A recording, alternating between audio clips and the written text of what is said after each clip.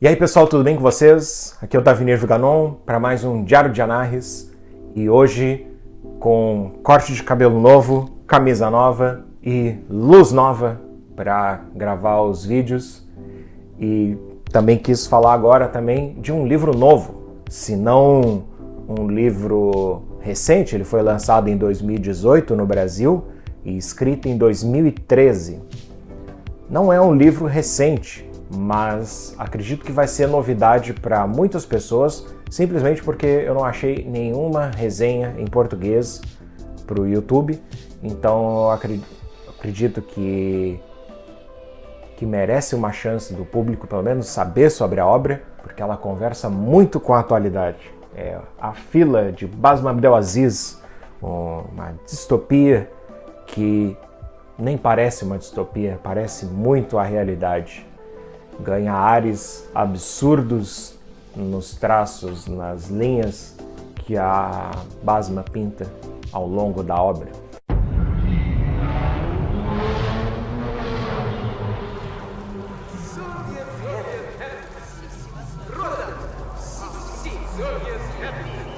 Bassem Abdelaziz, ela não é só uma escritora, ela é uma ativista egípcia.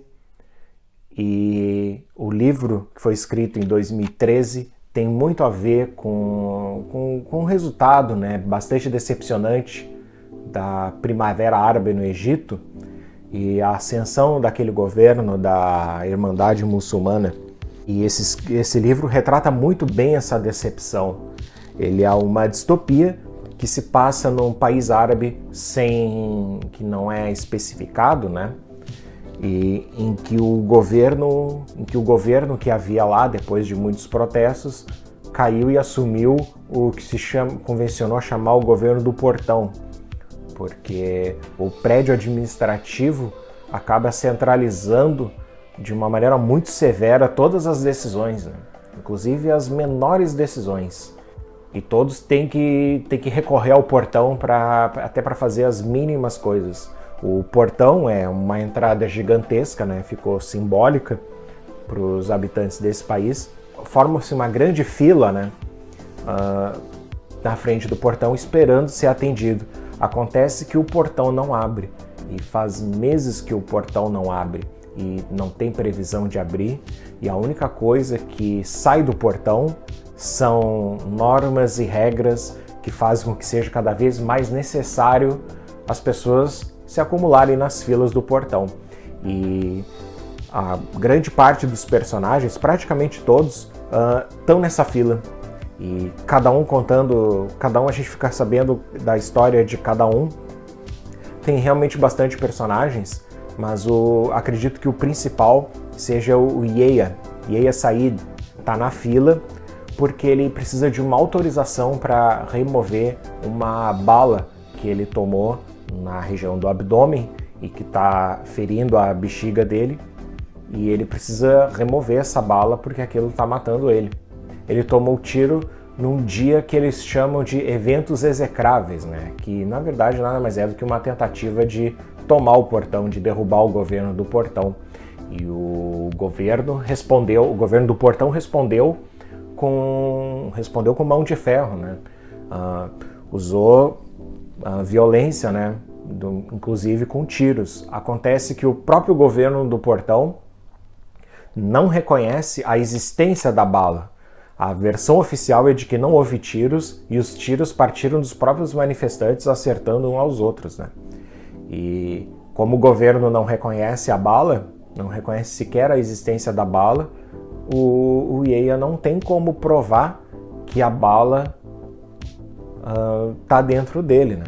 Sendo que tem exames, só que os exames são surrupiados, os exames somem, e aí a gente acompanha o drama do Yahya, que é um drama, acredito que é o mais grave, o mais imediato, né? Enquanto isso, tem um médico que ele quer operar o Yahya, só que toda vez que ele vai acessar os arquivos, ele é barrado por alguma autoridade do governo, que fala uma fala mansa, para que ele deixe isso para lá. Só que esse médico, o Tariq, ele é muito certinho, ele quer fazer as coisas todas certas, mas também não tem a coragem para poder fazer isso agora que ele não consegue fazer o que ele acredita certo, né, que é curar as pessoas, porque ele é um médico, né? E aí esses dois personagens são os mais afetados, né? Mas também a gente vai encontrando outros personagens, né? A namorada do Yeia que tenta circular, buscar informações para poder se articular, né? Acaba encontrando com um jornalista, fazendo amizade com um jornalista, que tem amizade com outras pessoas que estão no meio ali na fila. Outra personagem que eu acho muito emblemática do livro é a Mabruk, que é uma senhora que vive de fazer diárias, né? Ela é bem um retrato da pessoa que é crente no governo, mas que ao mesmo tempo sofre muito com ele. Ela é um retrato do sofrimento moderno das mulheres, né? A gente vai vendo como esse governo do Portão, ele trata as pessoas, inclusive as pessoas que apoiam o governo do Portão. E ela vai buscar uma requisição que é algo que, sinceramente, eu nem lembro de tão pouco importante que era, sabe? Frente à história que ela vive, né? E ela é crente no Portão, ela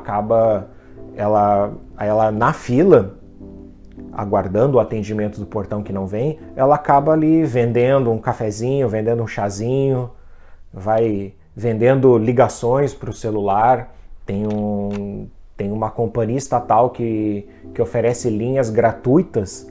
Aí as pessoas que estão na fila, os personagens, vão descobrindo que aquelas linhas do governo, na verdade, fornecem espionagem para o governo. As ligações são todas gravadas e tudo mais, mas é ligação de graça, né? E às vezes as pessoas precisam.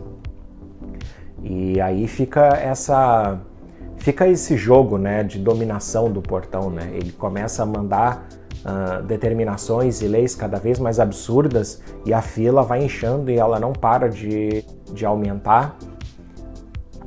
Outro personagem que é bem emblemático também é um que ele foi buscar, que ele está dentro da fila porque ele quer uma requisição para uma medalha para um primo dele. Esse primo morreu nesses eventos execráveis, né? Ele era funcionário do governo, né? E ele era um dos guardas, né, que lutaram pelo lado do Portão. Esse guarda morreu, só que o governo não admite que esse primo do personagem como uma baixa, porque o governo do Portão não admitiu baixas. E o homem só quer que ele seja reconhecido como herói para poder receber uma medalha. E por isso ele está ali na fila. Então, esse governo do Portão, ele reflete não só uma opressão física, quando acontecem os eventos execráveis, quando eles respondem à bala, mas esse governo do Portão retrata um abandono, né? Um abandono quando a população precisa, e esse abandono fica muito visível na fila, né? A fila é um retrato desse mundo pós-Primavera Árabe e ele também serve para retratar o Brasil de hoje, né? Brasil que, frente a uma pandemia, literalmente abandonado, né? E a Basma esse livro saiu em 2018 e eu acredito que esse livro, nas pequenas relações sociais, acaba aproximando muito dos árabes, né? Muito daquela região em que ela vive, com governos que nem a Irmandade Muçulmana, que hoje em dia é pouco falado, né? Depois da Primavera Árabe e depois de alguns conflitos que surgiram depois, o Egito simplesmente sumiu dos noticiários, né? Mas o retrato lá ainda é, segundo pesquisas, né? Se você pesquisar sobre o Egito, se você catar, vê que não mudou muita coisa. E é um retrato de abandono do Estado, que ao mesmo tempo oprime para se manter, abandona a população à própria sorte, né? Como é o caso do Covid, né? Covid graçando aí, ceifando milhares de vidas, e o governo pouco se importando, né? Fazendo nada ou menos que nada para evitar, se quer comprar as vacinas, né? O nosso governo em Brasília não perde em nada pro portão. E talvez seja esse elemento que faça com que a fila não seja tão interessante. Quer dizer, ele é um livro interessante que merece ser lido, mas na tentativa de retratar o absurdo, a realidade acaba sempre sendo muito mais absurda, né? A fila, ela lembra bastante o processo do Kafka, ela tem esses elementos de absurdo, de aceitar coisas absurdas no dia a dia, né? A Basma Abdelaziz em A Fila, ela consegue trazer muito bem os elementos absurdistas que a gente viu em Kafka e no próprio 1984, ao qual ele é bastante comparado, mas eu acho que ela consegue fazer de um jeito bastante próprio. E é isso aí, pessoal. Tá feita a recomendação e até a próxima. Tchau!